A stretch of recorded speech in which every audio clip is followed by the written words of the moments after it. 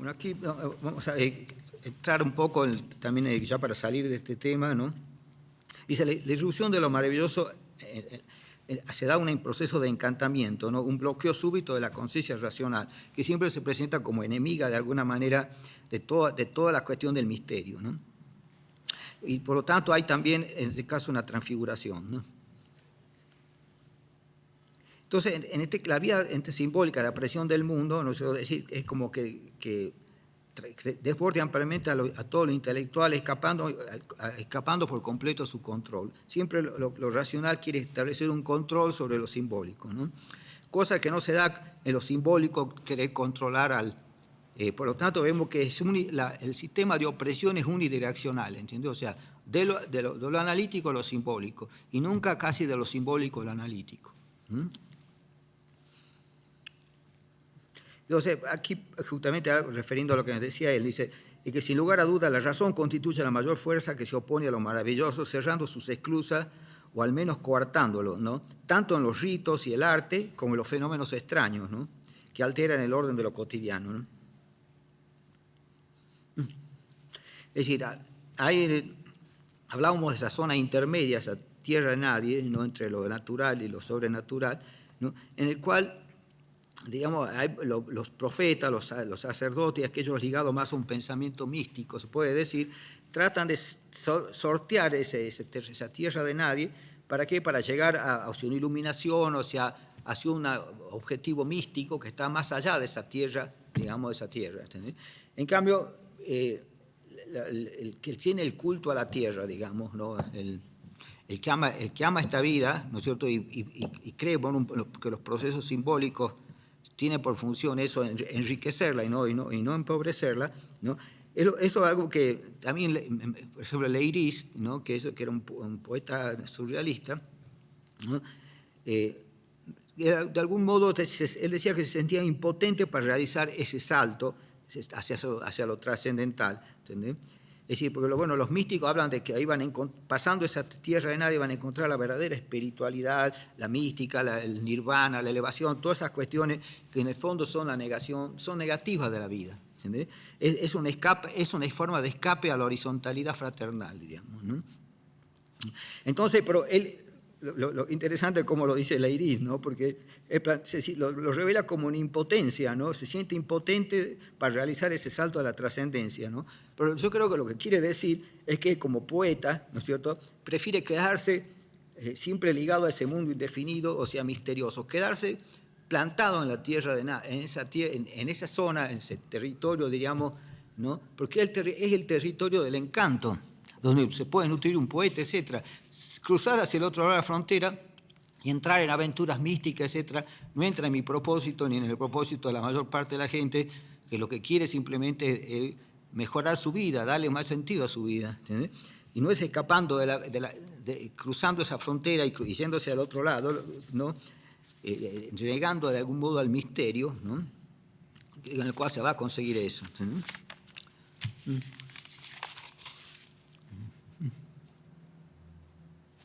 Entonces, todo eso que a veces el trascendentalismo, ¿no? Es una manera también de buscar una paz, digamos, una paz espiritual, ¿no? De algún modo renunciando, negando la belleza del mundo y sobre todo a todas las instancias del deseo también, ¿no? Porque dice, la verdadera sabiduría lleva a desconfiar de la sequedad y dureza de los conceptos, pues tal como ya lo decía Lao Tse hace ya un montón de años, ¿no? El sabio no es docto y el docto nunca es sabio. Eso es lo que dice Lao Tse, nunca es sabio. ¿Entendés? Y para Pasolini también decía, la realidad es eso que debe permanecer encantado, ¿no? Porque siempre nosotros tenemos una concepción desencantada de la realidad. La realidad parece ser lo más así, casi una hay autores modernos también que lo ven así, ¿no? Incluso como una imposición. Nos dicen que eso es lo real y vemos que hay un vaciamiento de lo real, ¿no? Porque, bueno, hay un capítulo en mi libro justamente que hablo sobre todo el tema de la realidad, le llama las oscilaciones de lo real, se llama, ¿no? Y donde uno cabe preguntarse qué es la realidad, porque si la realidad es lo que se puede documentar grabando el sol. Yo veo pasar 1000 autos por la Avenida Reforma, ¿no?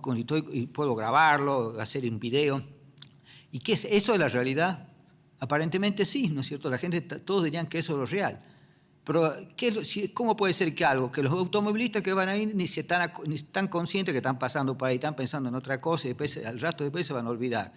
Es decir, pasa mucha cosa, mucho ruido, pero no pasa nada. ¿Entendés? ¿No? Entonces yo creo que para el concepto de realidad no se puede prescindir del concepto de sentido, es decir, el significado. Lo real es cuando se cruza un acontecimiento con un significado. Es decir, si uno de esos autos, por ejemplo, mi hijo se empezó a cruzar la calle, lo atropelló un auto, entonces yo no me voy a olvidar nunca de eso, ¿entendés? Porque ahí se cruzó con un significado.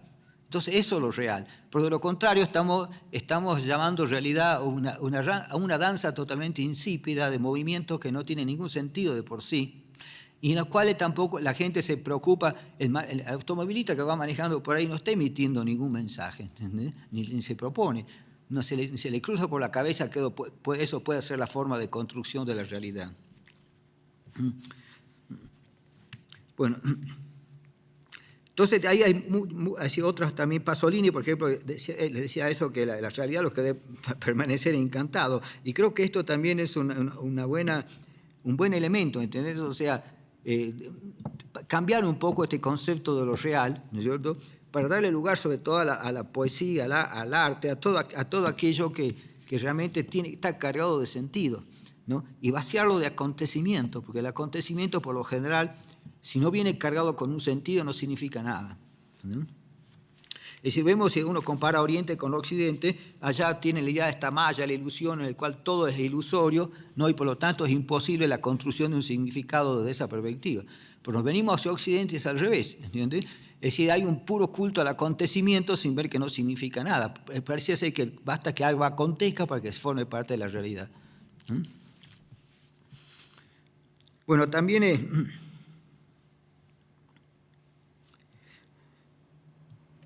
por ejemplo, también, bueno, decía Pasolini, ¿no?, que a su juicio el academicismo es un ritual burgués que se sustrae a la universalidad del saber y que al producir la pérdida de lo sagrado conduce al fin, ¿no? Un poeta argentino, Oliverio Girondo, que ya murió hace mucho, bueno, decía lo que todavía más lapidario de eso, acusaba a los académicos, ¿no?, embarados de su tiempo, a momificar todo lo que tocan con su funeraria solemnidad. Era surrealista el tipo, ¿no? Dada por su incapacidad de contemplar la vida sin escalar las estanterías de la biblioteca, ¿no? Bueno, yendo al iluminismo, ¿no?, es decir, que por su lado, diríamos, tuvo ese aspecto positivo de utilizar el concepto de libertad, igualdad, justicia, todo lo que después van a coronar la Revolución Francesa, que fue una revolución burguesa, y eso hay que tomarlo en cuenta, ¿no? Porque una de las palabras que seguramente a casi todos ustedes les suena bien es la palabra ciudadano, ¿entiendes? Y es una palabra que funciona, porque en un contexto como el DF funciona perfectamente la palabra ciudadano, pero no funciona, por ejemplo, en situaciones complejas. Y esto trajo problemas, porque supongamos en Ecuador, ¿no?, la revolución de Correa se llamó la Revolución Ciudadana, ¿entiendes? ¿Y por qué le llaman Revolución Ciudadana? Porque si uno piensa, bueno, a ver, y resulta que los indios le salen al cruce y niegan el concepto de ciudadano, porque ellos se manejan con el concepto de comunidad o de pueblo, ¿no? Es decir, no le quieren dar eminencia al individuo. Y claro, entonces uno va a sus orígenes y el ciudadano, por supuesto, eso quieren romper con el comunitarismo ese que había también antes, ¿no?, especialmente en la zona rural, todo eso, y propongan al ciudadano como el hacedor, el gran hacedor, lleno de inventiva, de creatividad, de ambiciones también, ¿no es cierto? A veces me acuerdo que se critica a alguna persona, dice no tiene ambiciones, ¿entiende? O sea, aquel que te dice, bueno, que contenta con llevar una vida sana, espiritual, hacerse más sabio, etc. O sea, todo eso no vale nada frente a si no tiene ambición. Entonces no quieren que la hija se case con ese tipo porque no tiene ambición. Bueno, en cambio, entonces ahí, por ejemplo, y si uno lo traduce así a términos concretos, ¿no? Supongamos, en Argentina hay un municipio que ya tiene como 3 millones de personas, en el Gran Buenos Aires, y que ahí viene gente expulsada por toda la siembra directa, todas estas formas de economía destructiva, ¿no?, se amontonan ahí. Entonces, y los pueblos que han pasado por genocidios y que supongamos que quedaron ahí perdidos en el Chaco, también están destruyendo con los ojales, ¿no? Por ahí son 50.000, 60.000 personas. Entonces, si la lógica distributiva en el concepto de ciudadano, yo diríamos que ¿qué le tocaría al que tiene 60.000 personas, que son pueblos que incluso les no se le ha hecho ninguna reparación histórica, ¿no es cierto? Y por lo tanto, y frente al otro, a la matanza, que son 3 millones, ¿no? Se da cuenta de toda la cantidad enorme de recursos que irían para la matanza y los poquísimos recursos que no les alcanzaría para nada que irían a estos pueblos. Además que lo obligan, es decir, al pensar como ciudadano, uno de hecho está ignorando o menoscabando el tema del grupo de pertenencia. ¿Quién soy yo? Pues todos somos ciudadanos, por más distinta piel, distintas historias. ¿No? Unos han sido asesinados, otros han sido asesinos, ¿entiendes? Entonces, este concepto a mí nunca me había llamado la atención, ¿no? Pero creo que justamente el proceso de decolonización es bueno, ¿no? Hay que cuestionar todo, ¿no? Viendo de dónde se origina, etcétera, ¿no? Bueno, pero no solamente el iluminismo quiso, digamos, el tema este de la libertad, la igualdad, la justicia, que terminó después en todo este individualismo del ciudadano, ¿no? Pero también tuvo otro objetivo, es decir, ellos vieron en la religión, ¿no? Canalizado casi totalmente, diríamos, en la religión cristiana, ¿no? Pero vieron en la religión que era un elemento de sojuzgamiento de la gente, lo cual en buena parte es cierto, ¿no? Entonces, para poder destruir e instaurar, es decir, el espíritu laico, que yo reconozco que sí, lógicamente fue positivo ese espíritu laico, ¿no? Arrastró, diríamos, combatieron a todas estas dependencias que tenía del sistema, que aquí en México ha sido muy fuerte también, ¿no? Vieron cómo en la intervención francesa, cómo el clero se confabula con los franceses, todo eso, o sea, siempre está. Y había que atacar, por lo tanto, también la Iglesia, ¿no es cierto? Como gran emergente de lo que llamaríamos un pensamiento simbólico, ¿no? Pero claro, es como aquel que para matar, qué sé yo, elimina una especie, elimina 10, ¿no? Es decir, eso le llevó a tener una óptica digamos, como que la religión es el cristianismo, como mismo que es una religión nada típica, ¿no? que difiere de casi todo el mundo. Y al mismo tiempo no ver que hay muchas cosas que no se podrían llamar exactamente religiones, ¿no? Claro que en ese momento no había un gran desarrollo de la antropología, ¿no? Que son mundos simbólicos que no hacen daño a nadie, ¿no es cierto? Y que incluso tiene muchos elementos positivos, como estamos viendo hoy en el mundo andino, desde los ámbitos más profundamente ligados a lo simbólico, etcétera, están saliendo propuestas para salvar al planeta, ¿entienden? Entonces, diríamos, al tirar al bulto, diríamos, ¿no? Es como que fue atacando a todo lo mágico. Y bueno, y se genera un concepto que es bastante odioso, ¿no? Que es el concepto este de superstición. La superstición es un gran aliado de la razón, diríamos, ¿no? Es decir, la superstición, le dije al principio que el cura, que lo que decía ese cura, ¿no? que rendir culto al Dios es indebido, o sino también al Dios debido, pero en forma indebida, etc.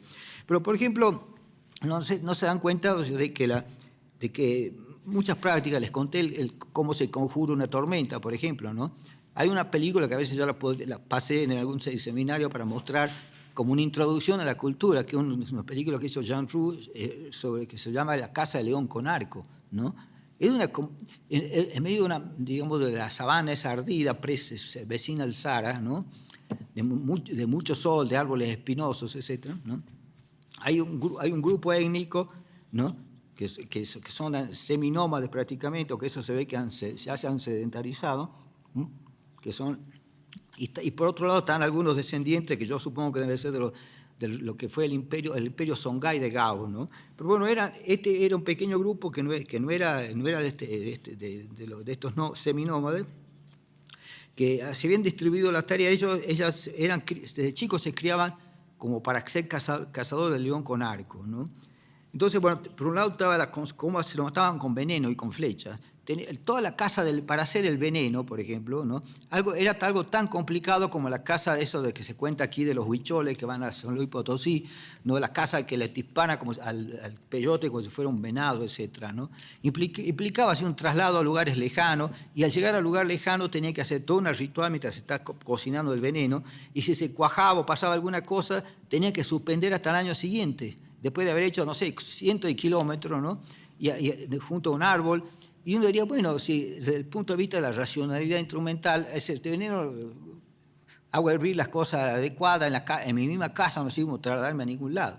Pero llegan, vuelven, supongamos, si se cuajaba tenía que tener toda una actitud también digamos, una preparación especialmente de ayuno, y sobre todo de ayuno sexual, o sea, de no tener relaciones, ponerle 10, 15 días antes de la partida para hacer el veneno, ¿no?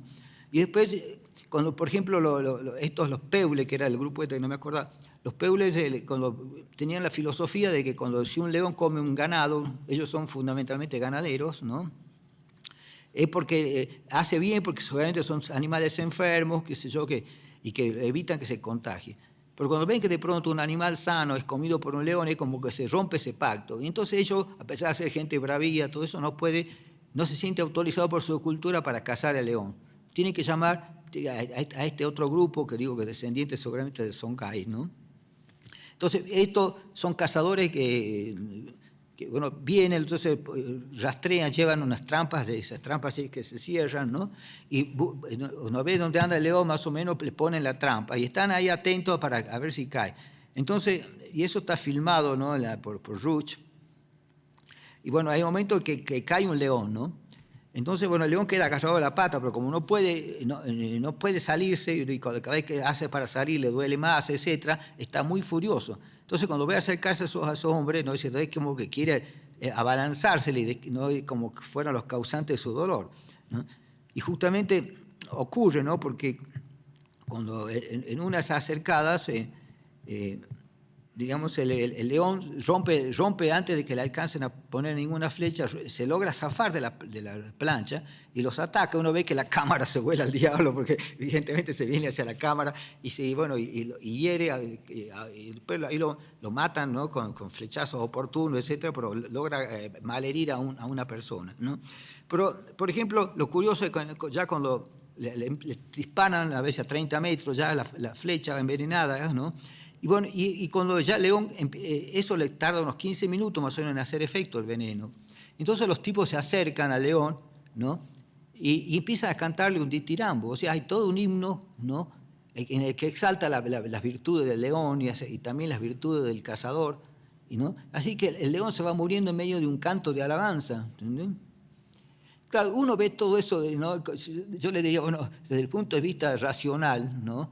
Parece un despropósito, ¿no? Es mucho gaste de energía y de cosas para lograr algo que se podría lograr de otra manera, y más ahora con un fusil, qué sé yo. ¿No? Pero al mismo tiempo, es decir, esa gente que una ve en ese paisaje totalmente azotado por el sol, etcétera, ¿no?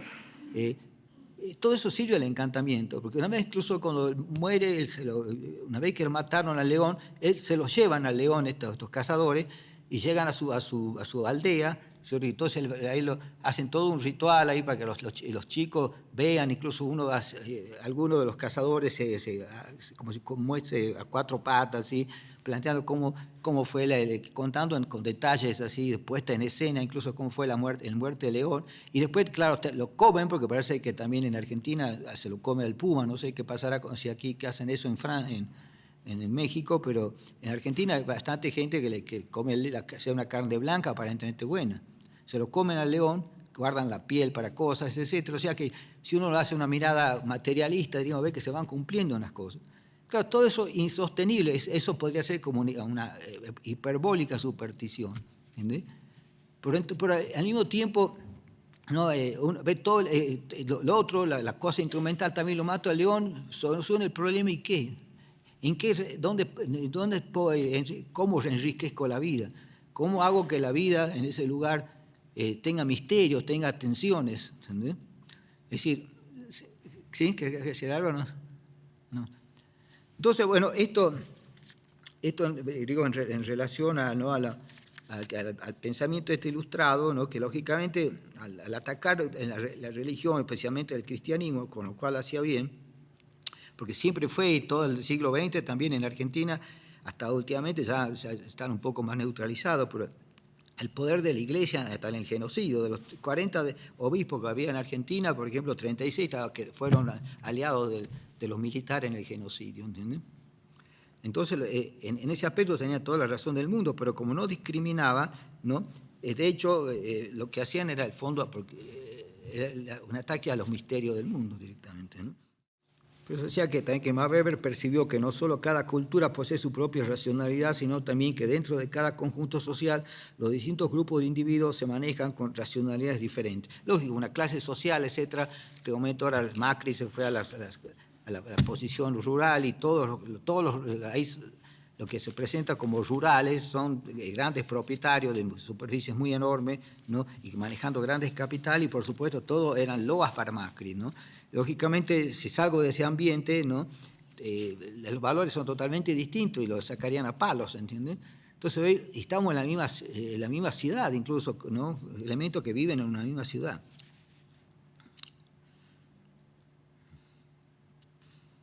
Bueno, tanto Max Weber, o sea, ¿no? Y como George Simmel también, veían que la tragedia moderna, ¿no? Y que era un mundo que ha perdido el sentido originario y que no adoptaba otro que lo reemplace, ¿no?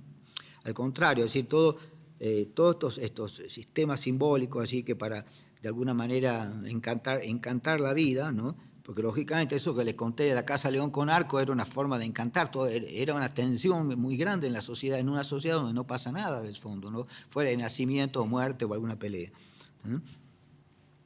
Entonces, es decir, y planteaba, ¿no? que ellos ya plantean o quieren salir de eso, ¿no? Planteando lo que se llama una filosofía de vida, ¿no? Es decir, lo que yo aquí de algún modo lo que intento hacer en parte es eso, no pensándolo tanto como una filosofía de vida, sino como una modo de bajar a todos los grandes recursos que tuvo la cultura para significar la realidad, ¿no es cierto? Y a partir de eso, bueno, tener un amplio, poder armar, tener las herramientas para armar así o potenciar de nuevo el encantamiento, ¿no?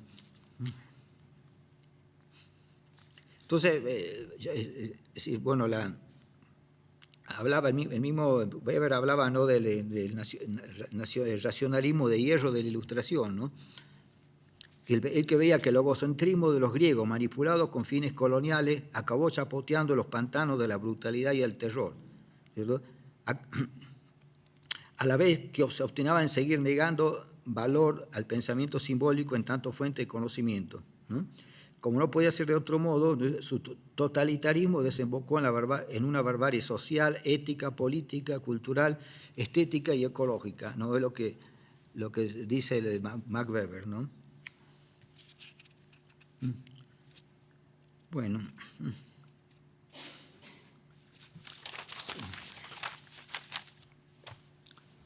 Vamos a entrar entonces ahora más en el tema de lo sagrado, ¿no? Y lo sagrado con la magia, con la religión, y el concepto de lo luminoso, ¿no? ¿Qué es eso donde hace agua todo el sistema de lo profano y lo sagrado y lo profano, ¿no? Que son categorías sobre las cuales se ha edificado toda la sociología y la antropología, y para mí tienen una influencia, es un pensamiento creacionista, digamos, enmascarado, ¿no? Porque yo no tengo nada contra el creacionismo, en el sentido de que una persona tiene todo el derecho de creer, por ejemplo, que Dios existe y que Dios hizo el mundo, ¿no? Y tiene derecho a que nosotros respetemos su pensamiento, ¿no? Pero, diríamos, desde el punto de vista científico, eso no puede nunca ser un punto de partida. Pero ya de alguna manera oponer lo sagrado con lo humano, o con lo sagrado con lo profano, ¿no es cierto? Que esa dicotomía, sin ver bien lo que significa la palabra profano o el verbo profanar, ¿cierto? Eso es una base falsa de partida, ¿entiendes? Y sin embargo todo se ha edificado a partir de eso, ¿no? Es decir, para mí lo sagrado, ¿no es cierto?, es diríamos como primer elemento, desvincularlo de la religión. Yo creo que las religiones no se han apropiado de las construcciones de valores que han hecho las sociedades, porque toda sociedad tiene un pacto social, ¿no? Un núcleo formativo, ¿no? Y esa comunión de valores es lo que hace la comunidad, y no al revés, ¿entendés? ¿No? Entonces, las religiones de algún modo se apoderan de ellos, ¿no? Pueden llegar, lo adoban a su gusto, ¿no? Los dogmatizan. Por un lado, por ejemplo, y cuando intervienen ya las castas sacerdotales, ¿no? Que eso ya es muy típico del concepto de religión, ¿no? Tienden por un lado a simplificar el relato sin ver incluso la incoherencia del mismo relato, ¿entiendes? Por ejemplo, hay cosas muy fuertes, de enormes contradicciones, ¿no? Que nunca en la teoría más somera y que se puede hacer para los fieles, ¿no? Es decir, porque parece ser que estuviera hecho todo para manejar un rebaño, ¿no? El tema, por ejemplo, del paraíso terrenal, ¿entiendes? No se puede entender, es decir, ¿por qué Dios crea todo el mundo, lo deja al hombre para el último día, ¿no? Y le da al hombre puede disponer de la vida de los animales, las plantas, hacer todo lo que quiera con eso? ¿Por qué? Porque supuestamente lo separó del mundo animal para convertirlo en alguien que tiene un sentido del bien y del mal, o sea, que pueda probar del árbol de la ciencia, ¿cierto? Entonces resulta que la expulsión es contradictoria, porque el mito fundacional quiere hacer del hombre un animal que señore sobre todo el mundo, ¿no? Y por lo tanto tiene que tener una conciencia, ¿no? Y sin embargo, el objetivo de comer del árbol del bien y del mal, porque cerca estaba, que son todos mitos que venían de Oriente, el árbol de la vida, ¿no? El árbol de la vida es aquel que te daba la inmortalidad. Entonces, por lo pronto, Dios tiene ahí dos falencias, ¿no? Si uno lo hace un análisis más racional, ¿entendés? Es decir, si Él es una criatura superior, ¿no es cierto?, y que tiene que de algún modo comer del árbol de la ciencia, porque al principio Adán y Eva andan desnudos como animalitos cualquiera, ¿no? Incluso se acoplan así ese día, ¿no? Desde el primer día, que según, después le voy a contar algunas discusiones que hubo en la Edad Media, ¿no? Que no se puede creer, realmente discutiendo, bueno, cuánto tiempo duró el paraíso. Una interpretación llegó a decir que solamente un día, ¿entendés? Es una cosmología tan mezquina, ¿no? Yo que se supone tan bondadoso, ¿no? Entonces, en pocas palabras, cuando Eva, siempre está el tema de la mujer, ¿no? Elma cumple con el propósito de algún modo de esa fundación, porque quiere comer del árbol de la ciencia, ¿no? Para poder adquirir el sentido del bien y del mal y cumplir la tarea que de algún modo le fue impuesta por la creación divina. Entonces resulta que por querer ser lo que Dios anunció, ¿no es cierto?, los expulsan del paraíso. Y no solo los expulsan a ellos, ¿no?, sino que incluso los cierran definitivamente para toda su herencia, su poder. Incluso viene también el sentido de la muerte, ¿no?, que a partir de es decir, tendría que haber dejado que coman del árbol de la ciencia y también del árbol de la vida. Pero nunca comieron del árbol de la vida, y quizás por eso sea una religión ligada más a la muerte que a la vida. Por lo menos eso de que hay que morirse rápido para conocer la verdadera vida. Bueno. Increíble cómo uno ve las 1001 noches, la visión que tienen de los cristianos, ¿no?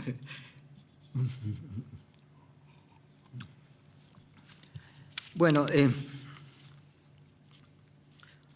entonces, digamos, lo sagrado, por lo tanto, no puede ser confinado a la esfera de lo religioso, sino visto como algo distinto, ¿no? También las religiones, además de adobar ese pensamiento más central, digamos, ¿no?, ese etos de los pueblos, tienden a dogmatizarlos también, ¿no? Y les decía que simplifican por un lado un discurso y lo oscurizan por el otro. Entonces, acuérdense de todos los padres de la iglesia, etcétera, que eran como filósofos, ¿no? Esa cosa que es falsamente, que es pseudociencia, como la teología, ¿no?, y hasta la metafísica incluso, que se presenta como ciencia, ¿no es cierto? O sea, no logran legitimarse por las vías de la ciencia, ¿entendés? Entonces, en ese sentido, estaría más desguarnecida, todavía sería superior el pensamiento simbólico, ¿no?, a toda la teología y a todo intento metafísico.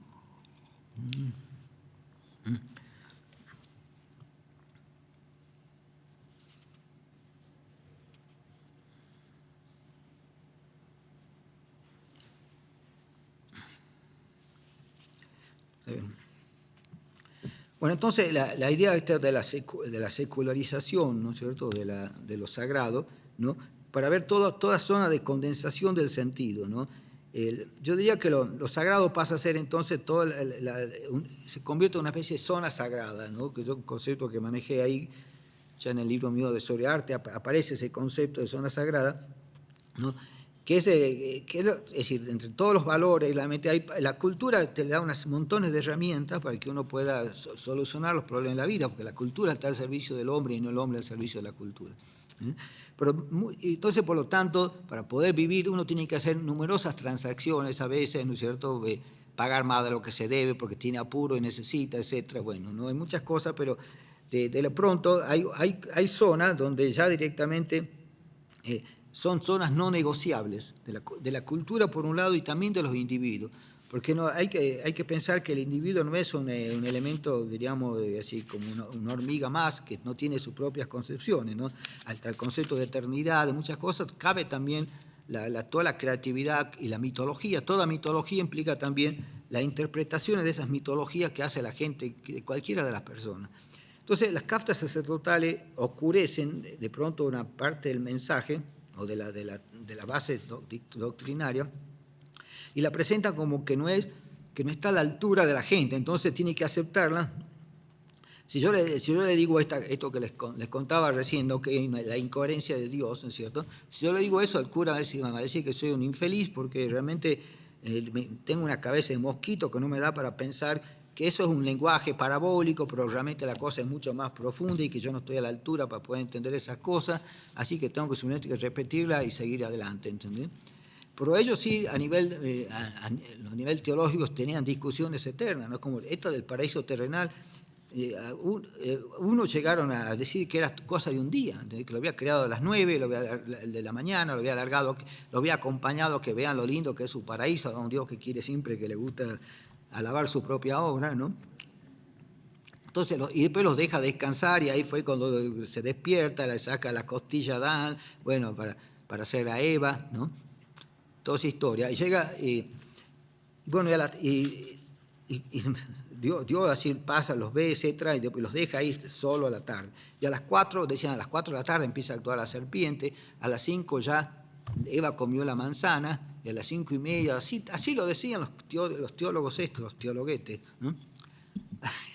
Que a las 5:30 venía Dios y como lo veían que se andaba tapando las vergüenzas, ¿no?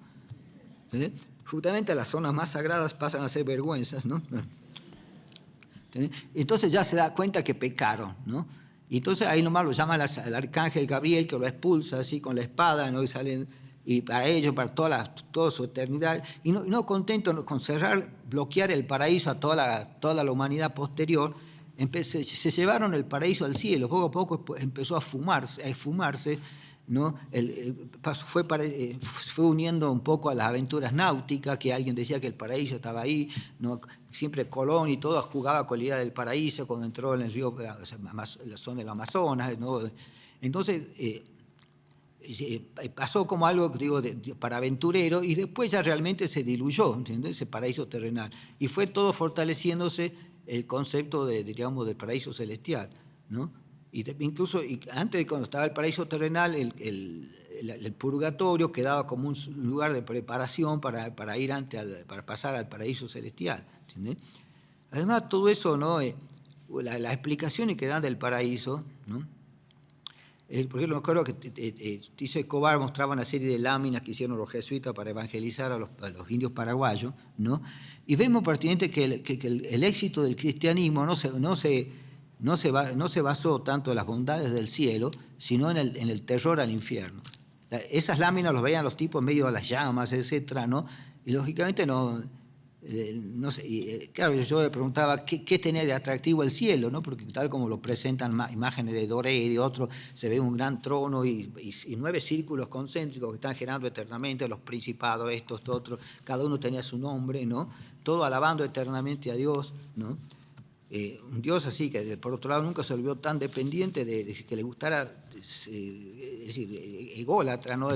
Que todo el mundo lo adore, ¿no? Es decir, una persona que tiene un hijo no lo hace para que te adore, lo hace lo hace simplemente por dar la vida y después lo apoya que él haga y cumpla su objetivo, las cosas que le guste, si quiere estudiar esto otro, ¿no? Entonces, todas esas cuestiones que hay de crear un ser para que te adore simplemente, ¿no? Es de la peor, diríamos, yo creo que fueron ahí al gran mercado de los símbolos, que era el Medio Oriente, y eligieron los peores, ¿no?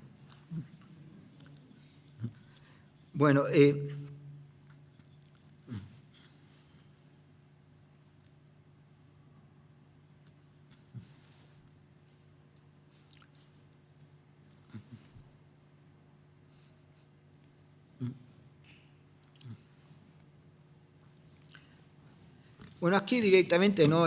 Toda esta teoría que sí tiene origen en Francia, ¿no? La teoría del imaginario, que lleva a ver, digamos, a desmontar todos estos andamiajes y de ver todo como, y es lo que hago yo también en mi libro de arte, etcétera. Parto con la palabra mito, es para ver todas las estructuras del imaginario, ¿no? Y ahí puede entrar hasta una receta de cocina, hasta algo que tiene que ver con lo más sagrado. Todos son ideas, porque uno se lava los dientes a la mañana después de desayunar, todo eso responde a un imaginario.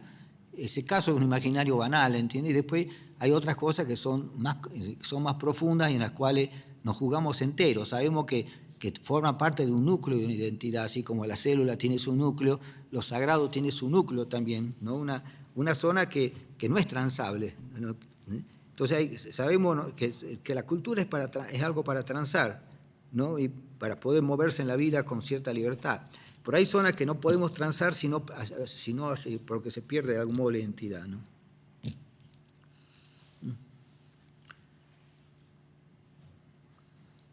Por eso decía que lo sagrado no es un adjetivo, ¿no? Que sería, como lo dice el diccionario, lo relativo a lo sagrado, sino un sustantivo, ¿no es cierto?, cargado de potencia, ¿no? Y de zozobra, ¿no? Que no deja, que digamos que no queda confinado a la dimensión social, ¿no? Es decir, diríamos, a todo lo que uno comparte con la sociedad, sino que también tiene, como decía recién, hay toda una mitología individual, ¿no es cierto? Cada uno tiene una interpretación de sus propios mitos, e incluso también en el mismo cristianismo, la representación que se hace del paraíso celestial, etcétera, difiere de las personas. Uno le pide una cosa, otro le pide otra, etcétera, ¿no? Hay una bajada al individuo de todos estos discursos globales, digamos, ¿no? Ahora, esta idea de la zona sagrada, ¿no? Yo, por ejemplo, planteando en una sociedad tipo la nuestra, ¿no? ¿Cómo funcionaría, ¿no? Entonces, y también cristiana, una sociedad cristiana con la que estamos, ¿no? Hay como un núcleo donde se condensa, diríamos, lo más esencial de todo ese sistema, lo que son los dioses fundadores, por lo general, ¿no? Después, si uno lo ve como círculos concéntricos, ¿no? El núcleo son los que crearon el mundo y que aquellas personas con la cual, por ejemplo, si la quitas, entonces como que se derrumba, ¿no? el edificio. Porque el núcleo es lo único no transable, diríamos, la única cosa fundamental en la célula y en todo, ¿no? Entonces, después hay una zona que está dado por todos los seres mitológicos, personajes mitológicos, dioses secundarios. A menudo los dioses no hacen todo, sino una parte y le dan a dioses secundarios que completen ellos, que creen alguna cosa o que introduzcan ciertas costumbres, son los llamados héroes civilizadores. Bueno, todo eso forma parte de una segunda esfera, ¿no? Después hay una tercera esfera donde ya prácticamente, ¿no? Se da una comunión o se da una interacción, diríamos, entre lo que se llama profano o lo humano, diríamos, con lo divino, ¿no? Que es el caso de las epopeyas, fundamentalmente, ¿no? En la leyenda y en la epopeya, ¿no? En lo cual hay una participación de lo sagrado, pero también hay otros elementos que no lo son, etc. Supongamos yo hago bendecir hago bautizar a mi hijo, entonces interviene un elemento sagrado o hay un casamiento que es más explícito, ¿no? El casamiento funda una familia, entonces está la parte sagrada que es lo que consagra y le quiere dar importancia a ese casamiento, y está, ¿no es cierto?, la otra parte que simplemente lo ve como un elemento social de importancia para la reproducción de la sociedad y para la cría de los hijos, etcétera, ¿no?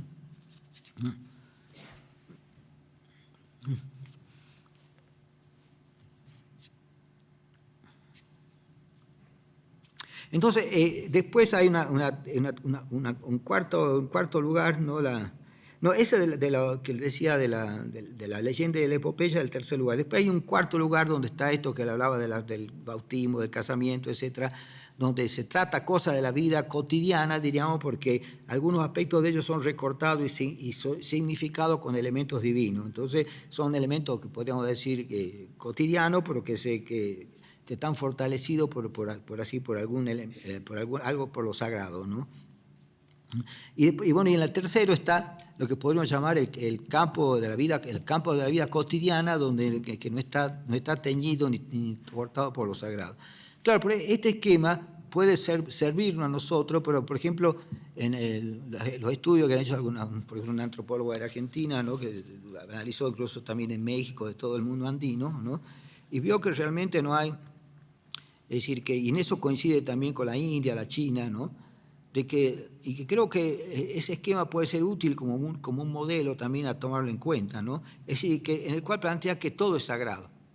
Entonces, toda esta cuestión que estoy planteando de secciones, etcétera, puede parecer muy analítico, ¿no? Pero yo creo que uno parte de la idea de que toda la vida es sagrado. Si yo veo un pajarito, una flor, cualquier cosa, ¿no es cierto? Una persona bella, un viejito que está abandonado, ¿no? Todo eso, digamos, si yo me acostumbro a ver cada una de esas cosas como sagradas, ¿no? Que es algo que está, le digo, en el pensamiento indígena y en el pensamiento de grandes civilizaciones, o sea, no es un invento, ¿no? Yo creo que es que en este momento de reencantamiento, ¿no? Y por lo menos lo que lo trato de hacer también en mi vida personal, ¿no? De dar cuenta que sí, que lo maravilloso está en todas partes, ¿no? Basta de ver que de una semillita surge un árbol, ¿no? Que todo eso, ¿por qué? Yo lo podría poner fuera de lo sagrado, pero ¿por qué? ¿No es cierto? Si eso es una cosa realmente maravillosa en la vida, ¿entendés? Entonces yo creo que dentro de esto de reencantamiento del mundo, ¿no? Estar una mentalidad o una tendencia, diríamos, a reconocer el valor de todo, a ver lo triste, ¿no? El ver la potencia del sentido, que puede ser incluso triste, así nos va a afectar también la injusticia, ¿no es cierto? Veo mujeres que están pidiendo ahí que tienen un chiquito al lado, etcétera, ¿no? Porque eso no va a ser una imagen casi de una religión, ¿entiendes? O sea, por parte de una historia sagrada, ¿entiendes? O sea, nosotros no nos hemos criado así, no estábamos acompañando a nuestra madre que pedía limosna, ¿no es cierto? ¿Entendés? Pero bueno, eso existe y a veces miro esas imágenes, te llenan de ternura, de rebelión, de ganas de hacer cosas, ¿no? Y por lo tanto es algo muy positivo, te genera una rebelión positiva, ¿sí? Para no aceptar, para no transar con las cosas que te imponen como necesarias, y también para ver que eso no puede seguir siendo así, y que hay que de algún modo buscar una solución, ¿no? Yo me acuerdo uno de los poemas humanos de César Vallejo, ¿no? Ayer andaba por Coyoacán, también veía cada uno vendiendo cosas que podía hacer, dibujitos, lo que sea, y a veces con los niños, ¿no? Y algunos que están ahí rogando a Dios, a quien sea, para ver si pueden vender algo y llegar a la noche con unos pesos, ¿no? Me acordaba de ese verso justamente de los poemas humanos de Vallejo, ¿no? Que decía como comprar todas las cosas que les gustaría hacer, decía, ¿no? Dice, comprar al vendedor. ¿Entendés? Sí, porque uno se pone en la piel de él y pensar que se ha sido más de la mitad del día, que con eso que ganó no puede hacer nada, tiene que pagar algo y no le alcanza, ¿cierto? Si uno empieza a ponerse en la mente de otros, no sé, entonces va a ver que todo va tomando una densidad de sentido, ¿no? Y justamente todo aquello que va haciendo más denso el sentido tiene que ver con lo sagrado, ¿no? Porque también lo sagrado a veces yo lo he comparado cuando uno hace dulce, ¿no? La forma más tradicional de hacer los dulces, ¿no? Especialmente en Argentina cuando se hacía dulce de leche, ¿no? O también otro, el dulce de Lima, por ejemplo, ¿no? Que es un gran espaila de bronce, en el cual, bueno, con una cuchara se está a fuego más o menos lento y hay que dar muchas vueltas, ¿no? Continuamente, y poco a poco se va haciendo cada vez más denso ese dulce, cada vuelta. Y eso que puede ser una metáfora perfecta, ¿no? de lo que es la condensación del sentido, ¿no? y los procesos de mitogénesis, diríamos, ¿no? Es siempre la repetición, volver, y entonces a medida que se va a medida que se va condensando algo va perdiendo movimiento, ¿entendés? O sea, deja de ser esa cosa líquida, totalmente manejable para ir adquiriendo. Por eso la metáfora, digamos, es muy justa, ¿no? Entonces vemos que en este sentido, ¿no?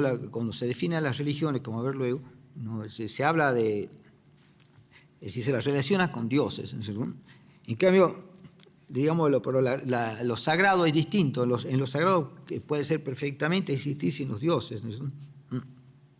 Y yo creo que incluso en la medida que uno suprime también a los dioses, ¿no? puede entrar más de lleno, ¿no es cierto?, a la realidad del mundo, a las cosas, no estar difiriendo para arriba o echándole la culpa a un dios de lo que pasa, etc., ¿no? Decía, bueno, lo sagrado se va a dar, ¿no es cierto?, con o sin ellos. O sea, hay gente que por ahí decía que la religión, digamos, no puede dejar de existir, ¿no?, porque es una cosa que siempre fue en la sociedad humana. Pero creo que eso también, yo no estoy que se supriman las religiones, pero yo creo que no le haría gran daño al mundo que se supriman esas religiones, especialmente las monoteístas, ¿entiendes? Y las otras que no se presentan tanto como religiones, porque no tienen dioses, ¿no? Y difieren a toda la definición que dan los mismos antropólogos y sociólogos de lo que es una religión, ¿entiendes? Lo que el hombre, es decir, lo que es necesario no perder de vista, ¿no? y cultivar esto de lo sagrado que le hablaba, ¿no? Todas esas condensaciones del sentido, ¿no? Y usar eso como para poder significar la vida en toda su magnitud, ¿no? E incluso volver a esa cosa que parece ser tan muy anclada en grandes civilizaciones, de ver todo como sagrado y no... Porque si diríamos las cosas, si veo solamente a Dios y a la Virgen María como lo sagrado, entonces el crimen, si no puedo matar así miles de cosas, y eso cae dentro de lo contingente, ¿no? De las cosas que no tienen nada que ver con el sentido.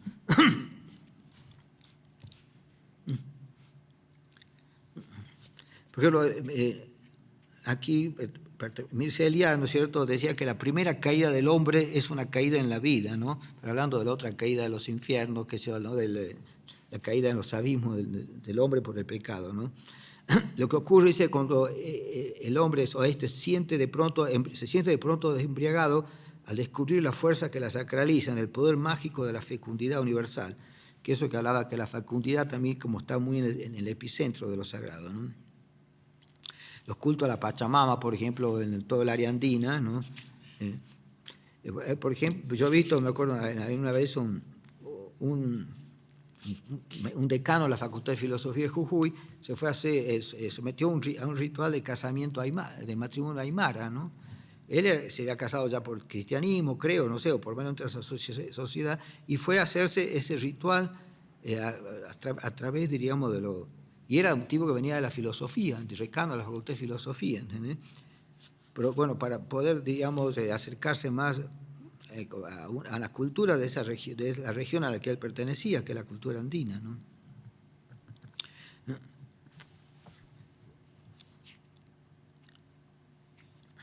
Es decir, la fuerza vital pasa así a ser, digamos, convertida en el núcleo mismo de lo sagrado, ¿no? Y que se lo advierte además, bueno, eso es muy común en el África negra, donde todo el tema está de los ancestros, bueno, algo vamos a ver el día miércoles, que vamos a tratar el tema escatológico, ¿no? El poder enorme que tienen ahí los ancestros, ¿no? Incluso cómo hasta los muertos participan, ¿no? En la vida de los vivos, diríamos, ¿no? Bueno,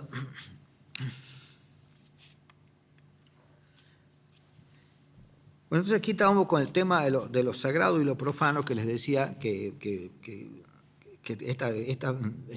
digamos, este binomio en el cual se armó bastante la teoría de las religiones, ¿no?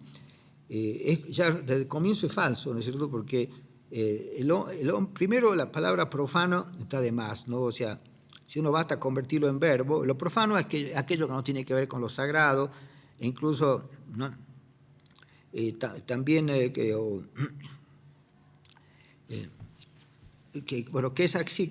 no tiene nada que ver con lo sagrado, incluso y que no tiene tampoco un valor en sí, ¿no? En cambio, lo sagrado pareciera ser que, yo digo que si uno usa el verbo profanar, por ejemplo, es justamente destruir o injuriar o no a lo que tiene valor, a lo que tiene una base sagrada, ¿no? Entonces, la vida cotidiana que llevamos nosotros y a la que queremos incluso mejorar a hacer una teoría que expanda el concepto de lo sagrado para tocar todos los aspectos de la vida, ¿no? Saber a veces yo pienso lo que es el milagro, ¿no? De tener un hijo, ¿no es cierto? Y de verlo ya haberlo crecido. Yo me acordaba de mi hija aquí cuando tenía 5 años, andaba por México y ya la había hecho toda una mujer de 43 años, ¿entiendes?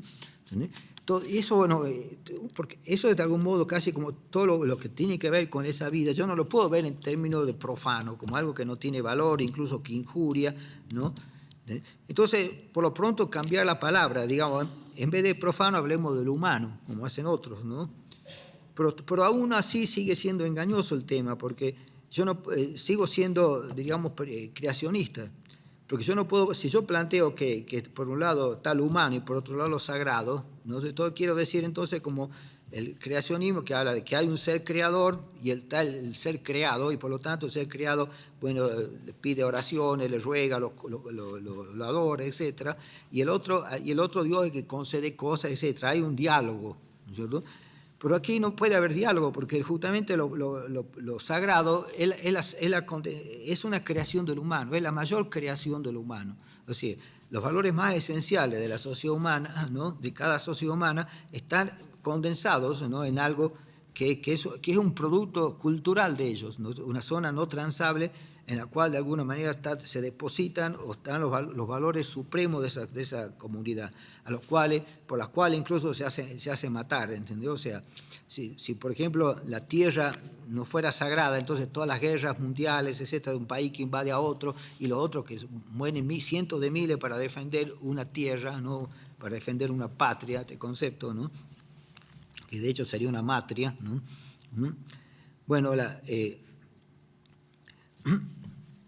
todo eso, ¿no es cierto? Esa zona sagrada, ¿no? que es una creación de la cultura. Por lo tanto, lo sagrado no puede ser puesto en diálogo con lo humano, ¿no es cierto? Porque es justamente un producto de lo humano, ¿no? En último caso, esa zona sagrada es la zona, digamos, donde cuando a veces uno se acerca a una cultura, ¿no? Tiene que ver justamente a buscar dónde están esos núcleos de condensación del sentido. Yo me acuerdo todas las antropologías que se escriben en México en los años 70, ¿no? O antes, ¿no? Hechas en su mayoría por norteamericanos, ¿no? Eran, decir, supuestamente etnografía de los distintos pueblos, ¿no? Y hablaban de, bueno, la caza, la pesca, la recolección, la indumentaria, las costumbres, bla, bla, bla, ¿no? Y llegaban al final, decía, religión o vida religiosa, etc. Y entonces incluso ni siquiera se molestaban en ver cuáles son sus valores esenciales, sino que decían que van a misa tal día, hacen tal cosa, ¿no? Es decir, toda esta dimensión de lo sagrado, de la condensación del sentido, ¿no es cierto?, la tenían totalmente negada. Resulta que la dimensión de lo sagrado estaba puesta igual que la indumentaria, que las mocasines, qué sé yo, ¿no? O que alguna fiesta de costumbre, etcétera, ¿no? Nunca había un enfoque desde el comienzo para acercarse a un pueblo, ¿no? tomando sus valores esenciales, ¿no? Sobre eso se hizo, ¿no? Claro que después ha ido cambiando, ¿no? Pero la primera antropología de México es así, ¿no?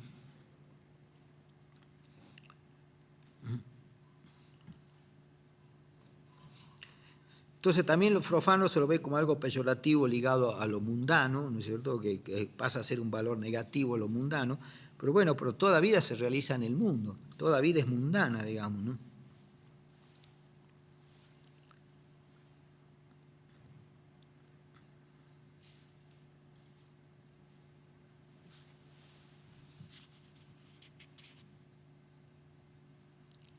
Bueno, también en esto, ¿no?, lo que le hablaba recién del concepto de superstición, ¿no?,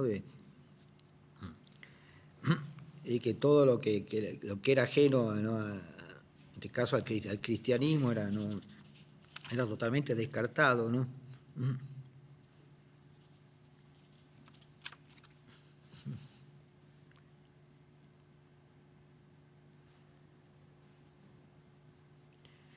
Bueno, justamente también Mircea Eliade, ¿no?, hablando del mito del eterno retorno, ¿no?, utilizándose una forma bueno, plantea que sí, que el mundo arcaico ignora esto que le decía, las actividades profanas, ¿no? ya que toda acción está dotada de sentido preciso, ya sea que vaya de caza, pesca, agricultura, sexualidad, todo está relacionado con lo sagrado. Hacen diferentes rituales antes de salir de casa, etc., ¿no? Por lo tanto, participa de todo ese hecho de lo sagrado y no hay algo que se pueda llamar puramente humano.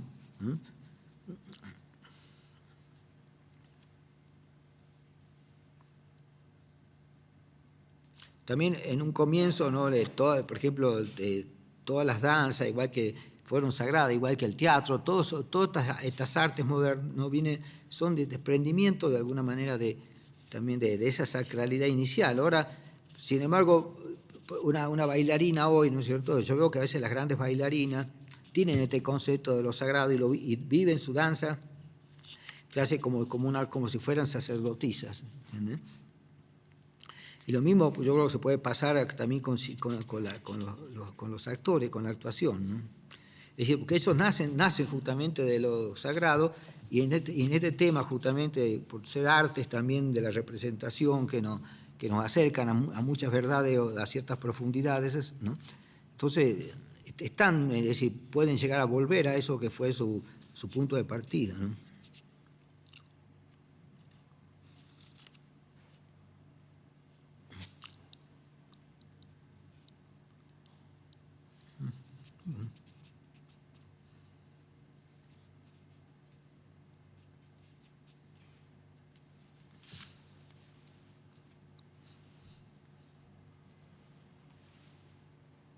Bueno, en este sentido, ¿no? Cuando yo había hecho ese esquema así de los círculos concéntricos, que uno lo puede poner en un sentido vertical o horizontal, ¿no? Es el hecho para explicar algo que serían los procesos de sacralización y desacralización. Ninguna cosa, generalmente las cosas, bueno, salvo pequeñas excepciones, nunca son siempre lo que son, ¿entiendes? A veces hay deterioros, hay cosas que vienen de la nada y se van sacralizando en lo social, adquiriendo una gran densidad, y otros que han tenido una gran densidad y la van perdiendo y se van designificando, ¿no? Entonces lo que quería mostrar en eso, que no era un esquema estático, ¿no? Sino dinámico, o sea, que hay procesos que van en un sentido o en el otro, ¿entendés? O que se van adquiriendo. Hay cuentos, por ejemplo, eso el mismo Lévi-Strauss lo observaba, o sea, de que hay cosas que se los contaba como mitos en un lugar y en el otro lado lo veían como un cuento, ¿entendés? Entonces, lógicamente, ese cuento visto por un grupo A, por ejemplo, que después se convierte en un mito, pasa a tener la estructura de un mito, ¿no? y el valor de un mito, hubo un proceso digamos, de sacralización. Hay una cosa, me acuerdo que cuando vino la guerra del Chaco en Paraguay, la guerra que tuvo Paraguay con Bolivia en los años 34, ¿no? Es decir, había ahí un ruso blanco, ¿no? Que se llamaba el general Belavie, que había sido exiliado de la guerra ¿no? de la guerra civil de Rusia. Él fue a trabajar con un grupo, ¿no? Con un grupo indígena, ¿no?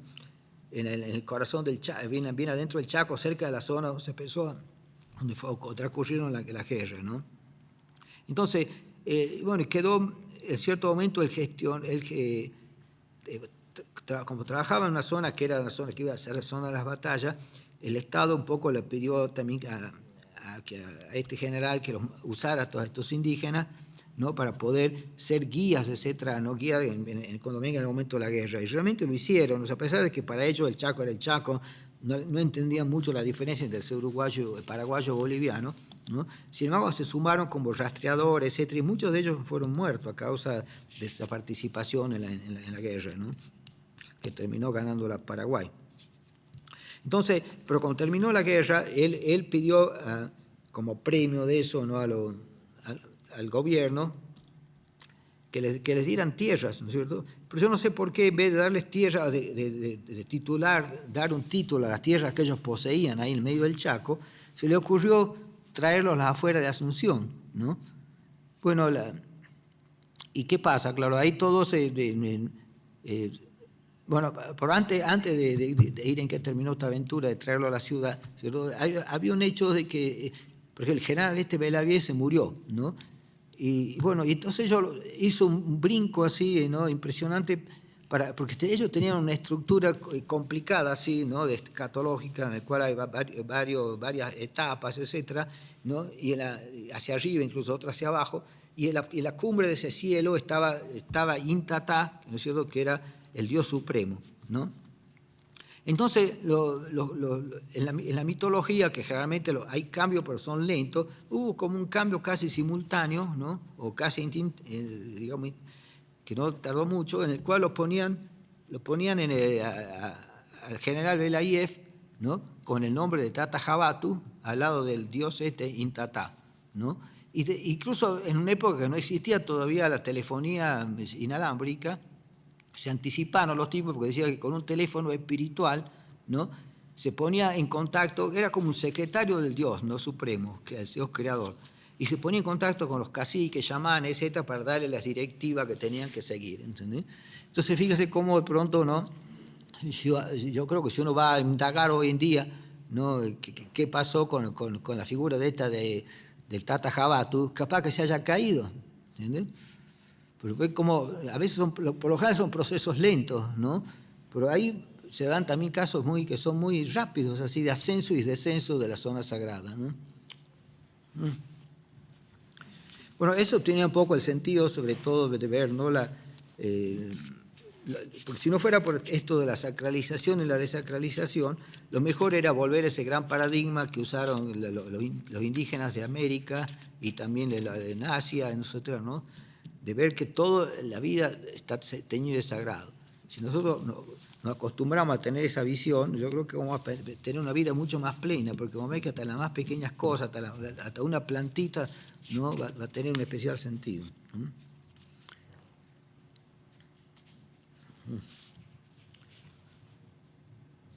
Bueno, aquí estaba hablando del concepto de lo luminoso para referirme a esas condensaciones de sentido, ¿no?, que, bueno, la palabra, sino que la palabra numen, ¿no?, el que es latina, tiene que ver con el Dios, ¿no? Es decir, y eso de alguna manera, bueno, se le fue dando a la concepción de lo luminoso como un Dios, ¿no? Pero el pasa es que el que trabajó con eso fue Rudolf Otto, ¿no?, que era realmente un cristiano van la letra, ¿entendés? O sea, que todo lo miraba, que tenía una visión muy occidental y cristiana, diríamos, ¿no?, como para poder hacer un pensamiento de validez universal, diríamos, ¿no? Entonces, él planteaba como que lo que caracterizaba de algún modo a lo luminoso, ¿no?, era, por un lado, digamos, la fascinación y por otro lado el terror, ¿entiendes? O sea, es decir, eso hablaba de la fascinación con respecto, cuando le contaba lo de los chamacocos, como las mujeres que estaban como fascinadas frente a esos extranjeros, ¿no? Es decir, en el sentimiento religioso, que ahí dice religioso, pero yo lo podría, toda condensación del sentido de algún modo puede producir ese elemento de fascinación, ¿no? Y también puede producir, no sé, esa palabra terror quizás queda exagerada, ¿no?, porque sí hay un temor, ¿no?, el temor, sobre todo las cosas que tienen mucha sacralidad, vamos a ver enseguida un mito, ¿no?, de los chamacocos, ¿no? Es decir, es como que a veces en las mitologías se habla de como que algo quemante, ¿no?, que toda condensación es como quemante y por lo tanto, ¿no?, puede quemar, ¿no es cierto?, puede decir, producir un gran daño, ¿no? Esto en el imaginario también ronda esto en el tema de lo sublime, ¿no? Pero bueno, eso después tenemos que hablar de eso si llega el tiempo. Bueno,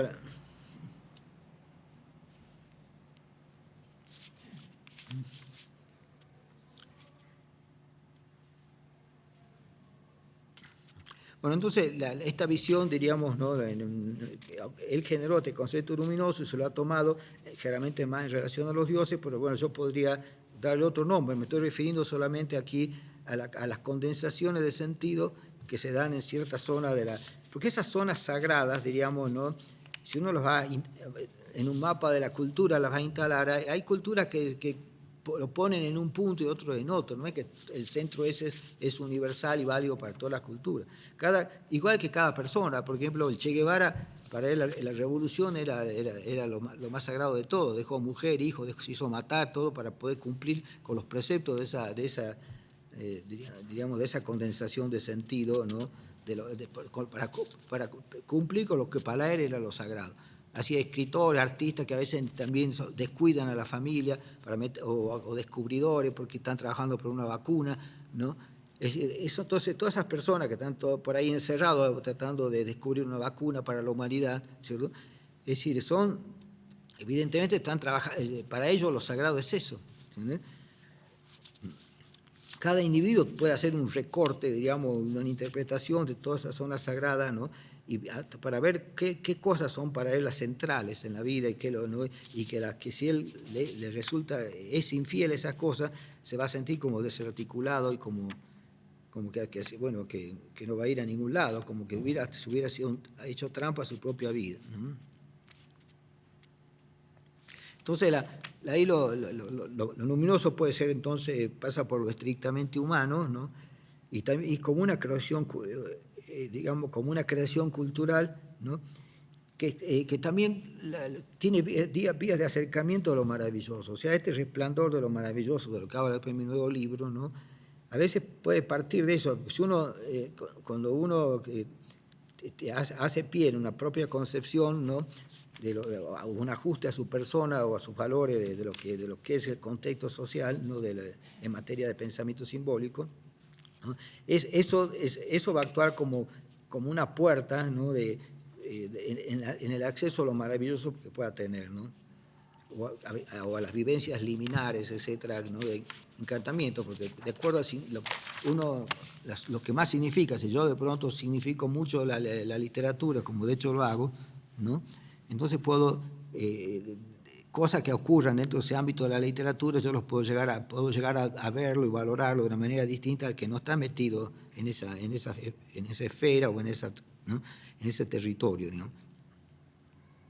Porque también lo fascinante se vincula, ¿no? con lo majestuoso, con lo sublime, ¿no? Es decir, actúa ese resplandor que también como uno hay un fuego, ¿no? Y como ven como los insectos buscando la luz se arrojan al fuego, ¿no? A veces puede pasar así, ¿no? Uno puede llegar a ver como, ¿no? El caso de contaba el Che Guevara, ¿no? Como que fue atraído por un resplandor terminó siendo al fuego, ¿no?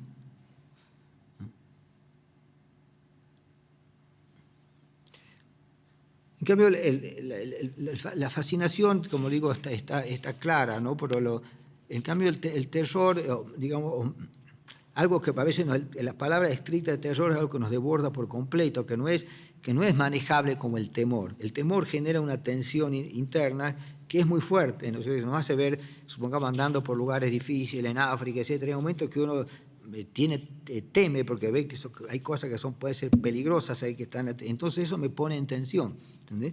Entonces ese tipo de tensión, ¿no? Tiene que ver después con la profundidad de una experiencia, pero si de pronto ya cae en el terror, yo creo que se vuelve como negativo, ¿no? El terror no puede surgir nada positivo, creo, ¿no?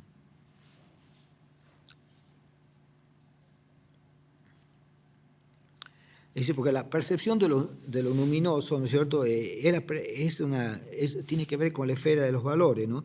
Y los valores no precisan a los dioses, ¿no?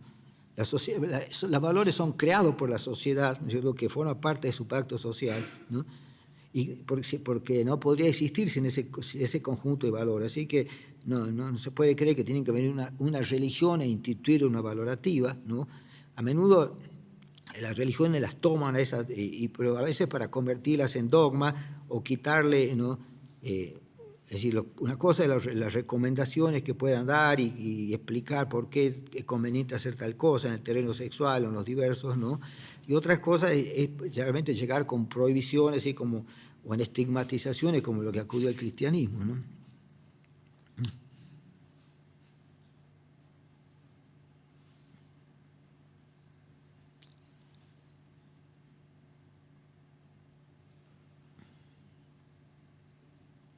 También es decir, lo luminoso, ¿no? Que es el núcleo de lo sagrado, por un lado, también, también se relaciona con el arte, digamos, ¿no? Con la poética en general, ¿no? No podemos pasar a la literatura o a la imagen plástica, ¿entiendes? O sea, porque justamente la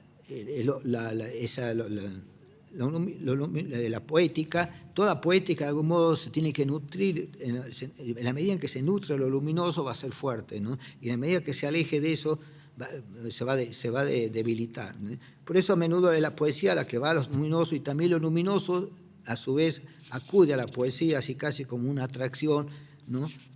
Digamos, de macho y hembra, ¿no? Buscando dar esa fórmula universal de que le hablaba, ¿no? Entre la fuerza y la forma, diríamos, o sea, entre la fuerza en este caso sería lo luminoso, la condensación del sentido, y la forma es lo que lo hace visible y lo representa, ¿no?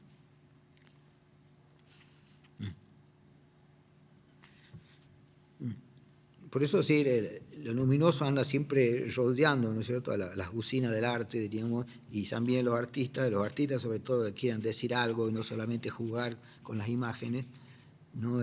También lo buscan, ¿entiendes?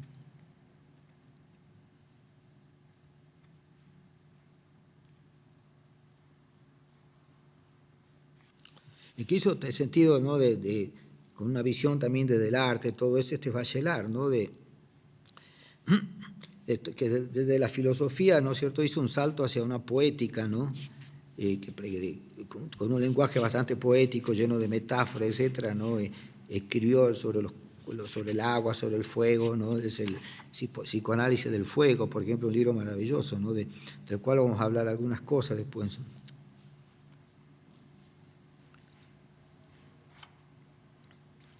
Claro. Es decir, también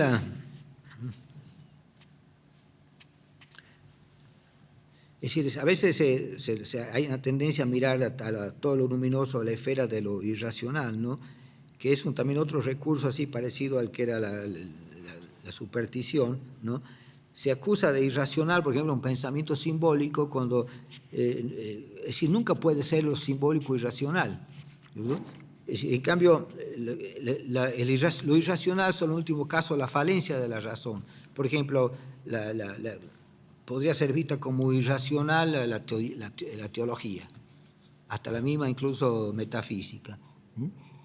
¿Por qué? Porque no logró justificarse, se presenta como racional y no logró justificarse frente a los mismos mecanismos que impone el discurso racional. Entonces, o la ideología concretamente, supongamos casi toda la ideología junta 2 o 3 elementos que pueden ser verificables desde el punto de vista científico, los mezcla con otras cosas, como eso, es decir, podrían de hecho decir algo concreto en relación al judaísmo, por ejemplo, el nazismo, ¿no?, que puede tener una validez histórica de cómo se comportaron, ¿no?, en cierta época, pero de ahí a llegar a la masacre y todo eso no hay nada que ver, ¿entiendes? Es decir, todo eso, la ideología casi siempre, y esto ya viene incluso de la concepción marxista, también es ideológica porque junta elementos ciertos que pueden pasar, digamos, una mínima aceptación racional con elementos que son puramente imaginarios y que tienen por objetivo desplazar ciertos grupos humanos de la competencia, ¿no? También lo luminoso, ¿no sé?, puede estar radicado en algo estático, en el cual se acude, digamos, a una mera contemplación, como ir a un templo y observar una imagen, por ejemplo, de la Virgen de Guadalupe, ¿no?, que está ahí quieta, diríamos, ¿no? Y otra cosa también es cuando, diríamos, se da una movilidad dentro de lo luminoso, ¿no?, como puede ser el caso de un ritual, ¿cierto? Entonces, cuando hay un caso del ritual, ¿no?, supongamos un rito que dura 1 hora, ¿no?, entonces ahí, digamos, el concepto de luminoso, digamos, tiene algún cambio, porque en ese rito de 1 hora, toma el caso una misa cristiana, en todo casi ritual que transcurre así en un tiempo, que entra en la duración, diríamos, ¿no?, y que queda saliendo de la imagen estática, van a encontrar que hay todo un mecanismo, digamos, en el cual el ritual suele ir, no parte desde arriba, sino va a ir de abajo, va creciendo hasta llegar a un punto máximo, y después de ese punto máximo puede ir descendiendo, puede incluso caer verticalmente, ¿no? Entonces, entrar en ese aspecto, en el tema del sagrado ritual, nos lleva también a tratar de ver cuál es el argumento, ¿no? Cómo va jugando el sentido, la distribución del sentido en cada momento, saber dónde se da la máxima potencia de lo sagrado, ¿no? Por ejemplo, en el caso del cristianismo, me acuerdo que era la elevación, ¿no? Que hacía y que era un momento de mayor compunción y que a su vez ya estaba cerca del fin digamos, del ritual. Por eso casi todos los rituales llevan más bien a la esfera final, ¿no es cierto?, el punto máximo, ¿no? Lo cual también es bueno, es buen ejemplo, ¿no?, para ver también tomarlo en el teatro, en la danza. En realidad, una danza hermosa que vi aquí de una chica de Michoacán, ¿no?, estuvimos hablando un poco de eso, ¿no? Entonces incluye otro, claro, mecanismo ya de complementario, ¿no? Aquí, por ejemplo, para ver el manejo de la energía simbólica en estos rituales, volvamos al grupo de los chamacocos que les decía antes, ¿no? Los chamacocos, o sea, después ya en la fiesta que eso hacen, digamos, para que la fiesta de los anápsaros, que para cumplir de algún modo con el mandato de Nemur, que le dijo que ellos se iban a tener que hacer cargo del sentido del mundo, y que después matan a las niñas, supuestamente, bueno, de algún modo esto se hace anualmente, este ritual que van todos cubiertos con casi una máscara que cubre todo el cuerpo, hecha con llamas y con raíces, tipo, ¿no?, lo que es el caraguatá, ¿no? Y después, lo único y la cara incluso totalmente cubierta por esa especie de máscara que cubre todo, pero tienen lo que más los diferencia es un conjunto plumario, ¿no?, de plumas que las diosas estas en huerta prescribe que cada deidad tiene que usar las plumas del tal pájaro tomado de tal lado, e incluso las intervenciones que hay que hacerle a las plumas, etcétera, ¿no? Hay todos unos códigos complejos por atrás de eso. De modo que ese código, ese penacho plumario que tiene, no es lo que más caracteriza y parece concentrar el núcleo del sentido, ¿no? Entonces, bueno, cuando entra por otro lado, también hay una intervención de unas mujeres que se representan a la diosa Huerta, justamente, que trabajan una performance, o bueno, una participación que es muy breve, pero también muy intensa, ¿no?, que se da porque es un ritual que dura varios días, ¿no? Pero vamos a dejar eso del costado de las mujeres para ir más al centro, digamos, a lo que se llama Casco Huerta. Casco Huerta, ya en el tramo final, en el trapa final, que digo que es como el corazón de los sagrados, porque es donde se concentra la mayor energía simbólica, ¿no? Por eso este concepto de energía simbólica sirve, digamos, para ver el tema de la fuerza, ¿no?, que es fundamental también en el arte, ¿sí? Es decir, esto implica dos cosas. El manejo de la energía implica, por un lado, un proceso de acumulación de la energía y otro un proceso de liberación. Para ser fetiche todo fetiche necesita tener esas dos cosas, porque no me sirve de nada tener algo que concentre energía y no la libere, ¿sí? Entonces, bueno, aquí piensen que cada uno de esos penachos plumarios tiene ya una energía simbólica, ¿no? Entonces, al final, hay un gran sacerdote que toda la gente, todos los anápsaros se sacan ese arte plumaria que tienen ahí y hacen justamente una gran bola flamígera, digamos, por los coloridos, que puede tener este tamaño más o menos, ¿no?, con todos esas plumas, ese arte plumario, y lo atan a una cuerda, ¿no?, que tiene que, no sé si roja, o está bien el tema de los colores cargados de significado, no sé, el libro de Ticio Escobar tiene más de 400 páginas para explicar todo esto, ¿no? Porque yo creo que el mayor análisis que se hizo ha sido una estética indígena en América, ese libro, ¿no?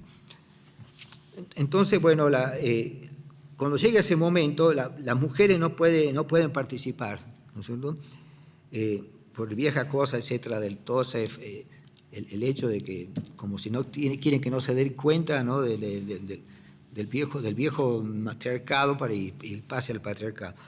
Pero bueno, la cuestión es que y los niños y los jóvenes no iniciados pueden participar, pero no pueden ver, o sea, tienen que tirarse boca abajo en la tierra, taparse los ojos, etcétera, ¿no?, porque les parece que es mucha fuerza la que se va a desplegar ahí, que no están preparados para recibir esa descarga simbólica. Entonces, bueno, ese gran sacerdote, con la piola, que une toda esa especie de gran bola, ¿no?, le hace girar sobre la, que es larga, y le hace con mucha fuerza girar sobre, tratan de que ni siquiera lo roce a él, se fue esa cosa flamígera, diríamos, porque tienen, es casi como decía lo sagrado, a veces la condensación fuerte de lo sagrado se relaciona con lo quemante en muchas culturas del mundo, ¿entendés? Tratan de que no lo toque, ¿no? De que no toque a nadie, ¿entendés? ¿No? Es decir, y haciéndolo girar sobre todo eso, ¿no? Sobre las cabezas de ellos, ¿no? Entonces, lógicamente, después de llegar a ese punto, como también pasa con las ceremonias así muy famosas, como el caso de los Dogon en África, etcétera, ¿no? Con todos estos grandes, con las máscaras, sobre todo con las máscaras que no son para un solo uso, ¿no? Que esas realmente se descartan, porque han juntado tanta energía simbólica que se vuelve quemante, ¿entendés? Entonces, por eso, supongamos, los grupos, todas las máscaras blandas, ¿no? Supongamos las máscaras que hacen aquí en Guerrero caerían un poco dentro de las máscaras blandas.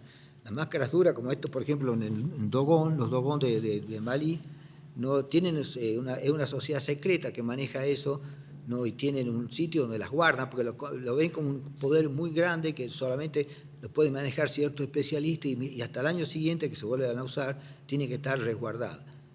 ¿No? Pero las otras, digamos, si yo analizo, por ejemplo, de una mirada de estética, digamos, de esto de lo que llamaba recién la parte dinámica del arte, ¿no? Lo asociaba con el fetiche, eso lo ven como, lo define como una llameante, digamos, una llameante descarga de poder. Y al mismo tiempo esa llameante descarga de poder tienen un concepto que agrupa también el tema de la energía, que le llaman gozo, ¿no? Que también siempre está ligado a lo llameante, a la fuerza de condensación del sentido. Entonces, volviendo a eso que le estaba diciendo, las máscaras blandas, que no como grupos chiriguanos chané, por ejemplo, en Argentina, ¿no? de Paraguay también, es decir, cuando ellos, por ejemplo, las máscaras las tallan representando, porque ellos tienen, por un lado están el mundo de los muertos, que son máscaras antropomorfas, y después el mundo de los animales que impiden el regreso de los muertos, que son zoomorfas. ¿Entendés? Bueno, entonces, supongamos un tipo va a representar el poder de un muerto que quiere regresar a juntarse con los vivos, porque es un poco la idea del reencuentro de vivos y los muertos, ¿no? Que algo que se da mucho en África también, ¿no? La convivencia de los vivos y los muertos. Entonces, bueno, más allá de que los animales se tratan de oponer, eso da lugar a danzas, etcétera, ¿no? O sea, llega él entra, ni siquiera la mujer ni los hijos saben que es él el que está bajo esa máscara, ¿no? Porque trata de que no lo vea nadie mientras las hace. Entonces entra y, como siempre, bueno, poco a poco va tomando mayor intensidad el ritual, etcétera, ¿no? Hay un momento que llega al pináculo, diríamos, de la condensación de la energía simbólica, ¿no? Y después, a medida que empieza a perder energía, esa energía se vuelve cada vez más descontrolable y más negativa. Es decir, que le puede llegar a causar un gran mal al tipo que la lleva encima, ¿entendés? Entonces de ahí viene la necesidad de descartarla, ¿entendés? Entonces la tiran al río, si hay algún turista por ahí se la venden por lo que le quiera pagar, ¿cierto? ¿No? Y entonces fíjese cómo algo puede ser un gran arte cuando alcanza el máximo momento del ritual. Por eso es importante ver también la dinámica del rito, ¿no? La movilidad del sentido que implica el rito, ¿no? Va ascendiendo el poder hasta el pináculo del ritual. Y a partir de ese momento, cuando empieza la caída, él empieza a perder sacralidad, y por lo tanto, y lo cual va conjugado con el valor estético, ¿entiendes? Y hasta un punto que se vuelve negativo y quemante, tiene que deshacerse de eso, ¿entiendes? Entonces, ¿cómo explicar en términos occidentales, digamos, algo que es un gran rito a mediodía, que es mejor dicho, que es un gran arte a mediodía y es basura simbólica a las 4 de la tarde? Y claro, todo lo efímero, ¿no? Se nutre de eso, ¿no? Toda capacidad digamos, de conmover, de encantar, de maravillar, etcétera, ¿no? Se da dentro de ese esquema de lo efímero.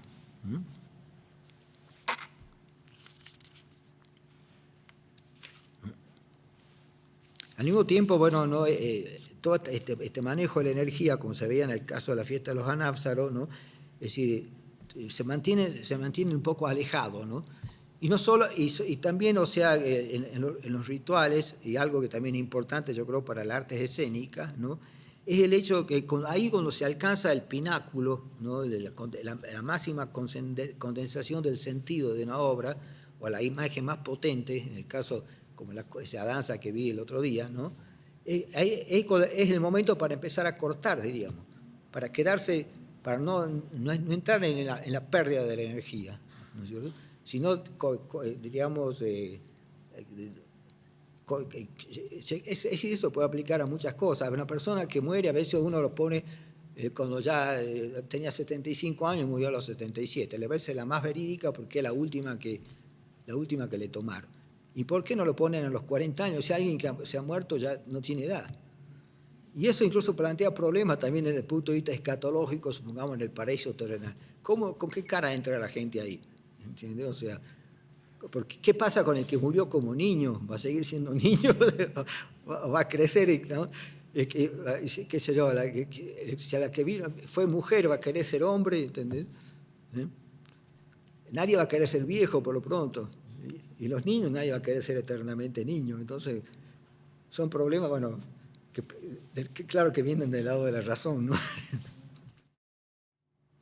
Por ejemplo, son lo que puedan leer el libro que está en la biblioteca aquí, es la Teoría Transcultural del Arte, el capítulo sobre los fetiches, ¿no?, para ver todo este sistema que es muy interesante de la movilidad de la energía simbólica, ¿no?, y que es algo que nunca lo tomó en cuenta la teoría occidental, ¿no?, en el cual partió siempre la idea la idea de lo eterno, que todo arte, que el arte es eterno, ¿no?, y que la vida se da cuenta solamente a través de la eternidad del arte. No, yo creo que la vida se ve mejor a través de lo efímero, ¿no?, porque la realidad es que somos efímeros. Bueno, además que lo luminoso es el mito lo que lo funda. Detrás de toda condensación del sentido es imposible que no haya mitos, ¿no?, porque son justamente las imágenes que van condensando fuerza, ¿no?, a través justamente de la repetición, ¿no? Bueno, no sé si quieren, ya nos pasamos por si quieren hacer algunas preguntas. Quedó muy rezagado con todo el esquema que me había hecho, pero bueno. ¿No quieren alguna pregunta, algo más? Por favor. Bueno. Nuevamente yo, maestro. Primero, dos observaciones.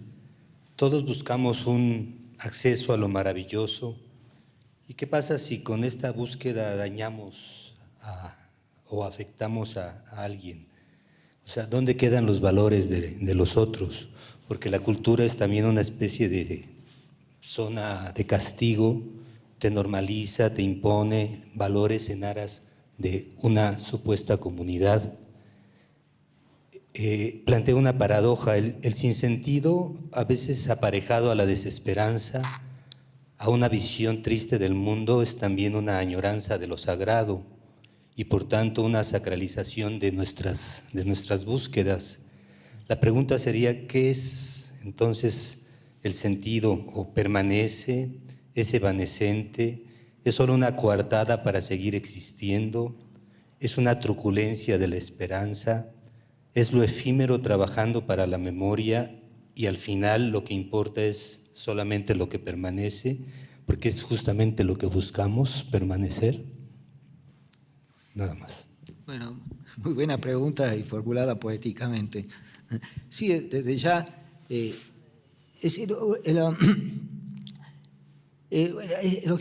hay valores, ¿no?, que tienen todas las sociedades y dentro de su esquema de valores, esa jerarquía de valores que yo le decía que por más que a los individuos puedan adoptarlas parcialmente y no totalmente, o llegar a estar en contra, por lo general tienen una aceptación social y por lo cual hay valores, una escala de valores, digamos. Dentro de esa escala de valores, ¿no?, es muy relativa, porque yo podría probar cómo entre los grupos también del Chaco paraguayo norte, ¿no?, los ayoreos, por ejemplo, matar al padre puede ser, digamos, lo que para uno es el mayor atrocidad, para otro puede ser un acto muy noble, ¿entiendes?, como forma de supervivencia en ciertas condiciones, etcétera, ¿no? Entonces, lógicamente, cuando estamos, esto que estamos planteando en relación a Yo pongo lo maravilloso como un resplandor, exactamente así, porque son momentos de fuerte que nos abren los ojos a ciertas cosas, ¿no? Lógicamente que todo esto puede ser trasladado en cierta forma, ¿no? También al tema de lo político, porque lógicamente que también vamos a entrar, está la colonización también detrás de esto, ¿entendés? Ya el hecho de plantear para una comunidad indígena, ¿no? Como planteaban todas las viejas etnografías que van a misa, que son devotos de tal ángel o de tal virgen, ¿entendés? Estamos hablando de cosas coloniales, ¿entendés? O sea, de forma de colonización cultural, ¿no? Entonces eso ya tiene que ver justamente con la estructura de su mundo simbólico y, bueno, y de la sensibilidad y qué elementos oprimen esa sensibilidad o imponen ciertos valores. Lo que creo que es más importante que dijiste está la idea de permanecer, ¿no? Todo el mundo quiere permanecer o que permanezca algo de lo que él fue, ¿no? O por lo menos, aunque no tenga ningún interés personal en ese aspecto, ¿no? Como le decía también en algún momento, ¿no? Lo trágico a veces está digamos, en la destrucción de lo que uno ama, de los mundos, en el fin de los mundos determinados. Eso, por ejemplo, los poemas guaraníticos son impresionantes, ¿no? Nosotros hemos hecho una traducción ahí de trilingüe, ¿no? De lo que son todos estos cantos, ¿no? Se llama el Aibú Porá, que es un lenguaje que sueñan los chamanes, ¿no? Que a veces los chamanes se despiertan en medio de la noche y dice que soñaron con una metáfora. Yo no he visto que alguien sueñe con metáfora, con palabras, ¿entendés? Quizás sea una cosa que él en entre sueños se le ocurrió. Ellos dicen, bueno, que Dios, que es muy exigente en materia literaria, le dicta esas cosas. Por ejemplo, ¿no? La pipa pasa a ser el esqueleto del humo, ¿no? Las uñas, la flor de los dedos, ¿entendés? Todas son metáforas así, ¿no? Y que lo incorporan a ese Aibú Porá, que significa el canto resplandeciente, que son metáforas que hacen como los poetas modernistas, de que se acuerdan que hablaban de una manera que si uno hablaba en la vida real los meten preso, ¿no? O le dicen que es un maricón, cualquier cosa, ¿no? Porque eran florituras así, que de palabras que nunca se usaban fuera del ambiente poético, ¿no? Entonces creo que esto de la permanencia y la defensa, siempre el buen sentimiento dentro de los oprimidos, ¿no? Más allá, ¿por qué quieren combatir? No, si combaten a cierta forma de dominación, ¿no? Es decir, seguramente los afecta económicamente, ¿no? Pero como yo veía, por ejemplo, en estos cantos de los guaraníes, no está tanto en juego la cuestión económica, podríamos decir, ¿no? Porque ellos no la valoran como la puede valorar cualquier persona hoy en día, ¿entendés?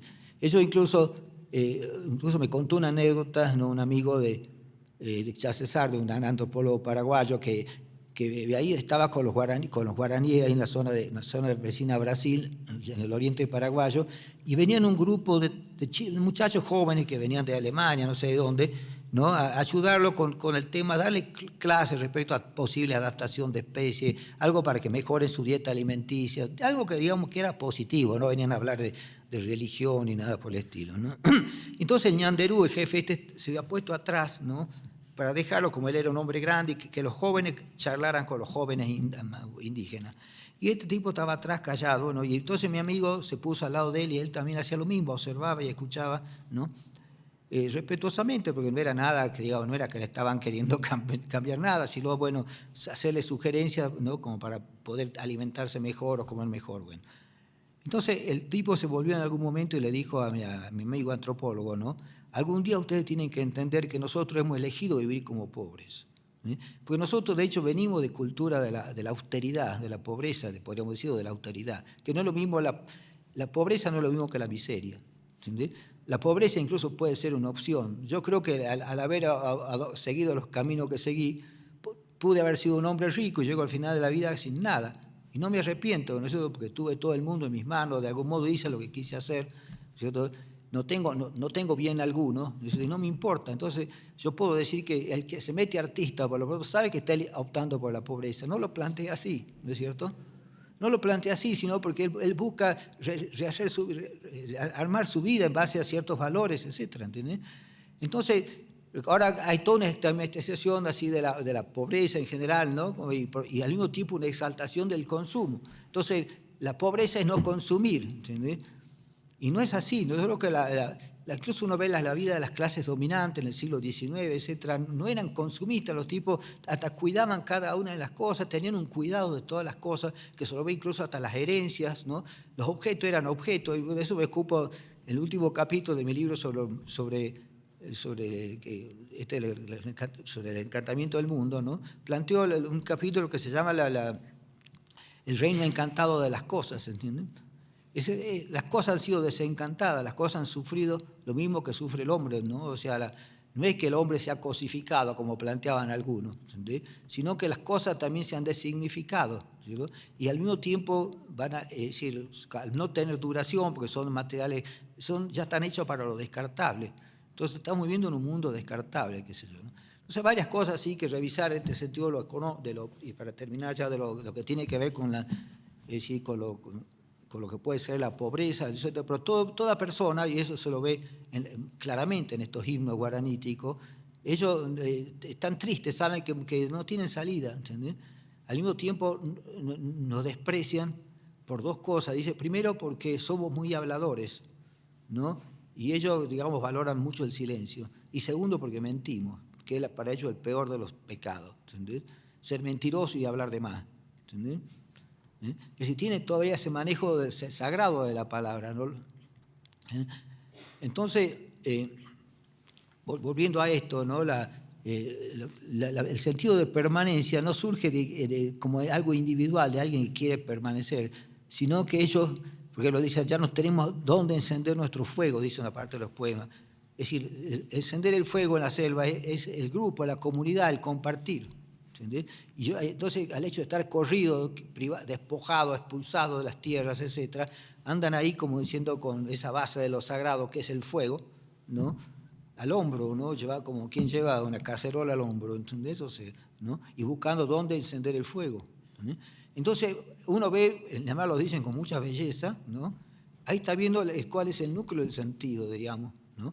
Y es la idea de la permanencia del mundo, no es la permanencia de ellos.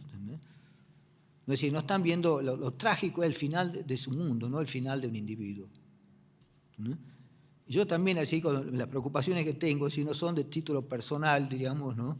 A pesar de que muchas cosas no me va bien, ¿entendés? Si no, más bien me preocupa en todo ese mundo que yo tuve la dicha de conocerlo, ¿no? De viajando, haciendo aventuras, ¿no? Meterme con la diversidad cultural y bueno, ¿no? Pagué poco precio realmente para todo lo que aprendí, conocí andando por ahí.